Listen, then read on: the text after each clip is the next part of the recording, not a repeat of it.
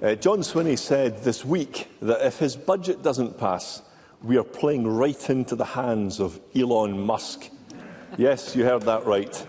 So the SNP's budget will cause misery to hard-working Scots and struggling businesses. But in the mind of Scotland's populist First Minister, that's a price we all must pay to defeat the shadowy forces of populism. Yeah. Was it John Swinney's New Year's resolution to distract from his failings by making ludicrous claims such as this? First Minister. Presiding Officer, I can see the shadowy face of populism right in front of me just now.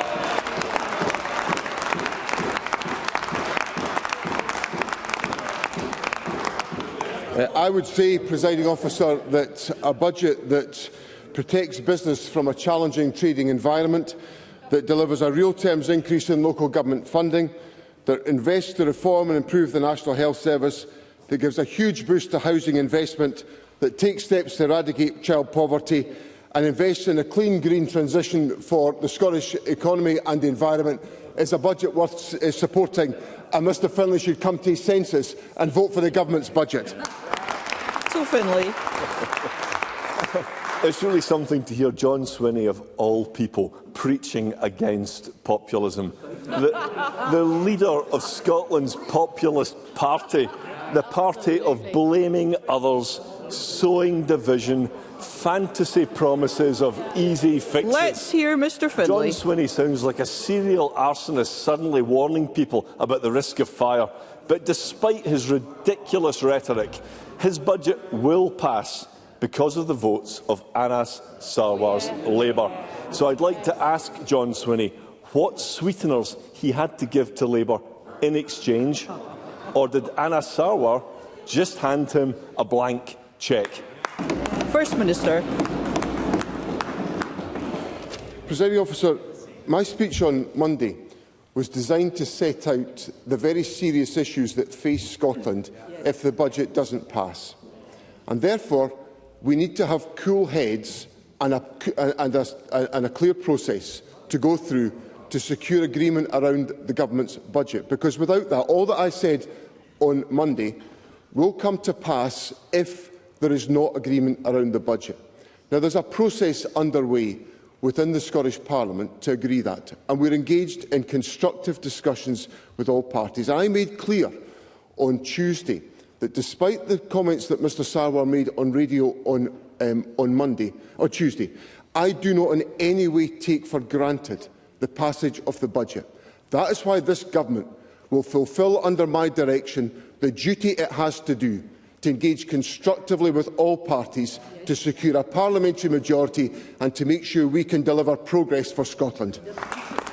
Russell Findlay. Come on, who's he trying to kid? Labour have folded and the budget will pass. Everybody knows that. And he must be absolutely delighted at the weakness of Scottish Labour. This has been the cheapest budget deal in 26 years of devolution, and it's typical Labour helping the SNP, just as they did with Nicola Sturgeon's gender law and Humza Yousaf's Hate Crime Act. At least, though, this does mean that John Swinney won't have to strike any damaging deals with the Greens, as he's done so often in the past. So can he now rule out any new taxes or extremist policies being demanded by the Greens? First Minister. Well, I've made clear, and the Finance Secretary made clear in the budget statement in December, that the government's tax proposals will not change from what's in the budget, and there will be no further tax changes from this government in advance of the 2026 elections. I hope that gives some tax certainty if Mr Findlay is genuinely seeking that clarity. And as for dialogue with other political parties, I want to come back to what I said in my previous answers. The government's door remains open to dialogue about the contents of the government's budget, because I want to have as much agreement as I possibly can construct in this Parliament, supporting the budget measures so that we can all work together as we have a statutory duty to do, to eradicate child poverty in Scotland, and the support of any member willing to help the government in our efforts to eradicate child poverty will be welcomed by me. Russell Findlay. Well, I mean, the first part of John Swinney's answer sounded like bad news for Patrick Harvey, but the second part was a bit less clear, so we'll have to wait and see. And after almost 2 decades in power, John Swinney also said this week that he wants his budget to be, in a quote, a turning point. But what is it that he wants to turn away from? Is it all the times he demanded to break up the United Kingdom? Is it the ferries he wasted a fortune on? Is it the gender reforms that he backed? Is it the damage that he did to schools? Or is it Nicola Sturgeon's toxic legacy? John Swinney was the driving force behind every damaging SNP policy for the past 18 years. This budget is not a turning point. Isn't it just more of the same divisive, populist nonsense from John Swinney and the SNP? First Minister. I think the budget's touched a bit of a raw nerve with the Conservatives. So let me just tell Mr Findlay a few things about the Government's budget. Save the Children encouraged all political parties in the Scottish Parliament to support the budget so children can benefit from the positive steps taken. The Scottish Retail Consortium, whilst the proposed Scottish budget is far from perfect, there is...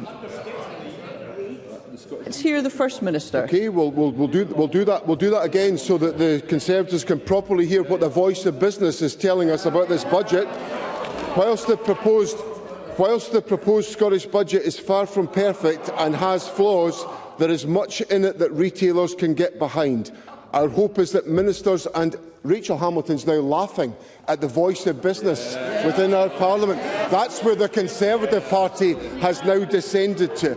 Our hope is Let's hear the First Minister. Our hope is that ministers and MSPs can work collegiately to pass the budget.